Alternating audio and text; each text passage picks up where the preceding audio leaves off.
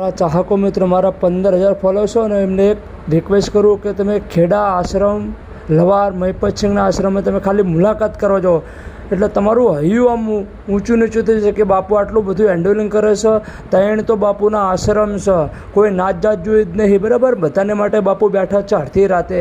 એવા ખેડા આશ્રમ મહિપતસિંહ લવાર તમે એકવાર મુલાકાત કરો બાપુની, તો તમને એમ થશે કે ના, કોઈ નાત જાત જોઈને ગરીબ માટે તો દરવાજા ખુલ્લા જ છે અડધી રાતે, બરાબર. ટેન્ડિંગ મહિપતસિંહ બાપુના ત્યાં તમે એકવાર જાઓ મારા ચાહકો મિત્ર, બરાબર.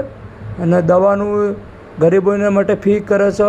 કોઈ આગળ પાછળ ના આવતું અહીંયા મેક્યા જો તો બાપુ 24 કલાક સાચવે છે, એમને કોઈ કાંઈ તકલીફ જ નહીં, બરાબર. ટેન્ડિંગ નિશાળિયાનું ભણવા ભણવાનું બધું સારું જ છે.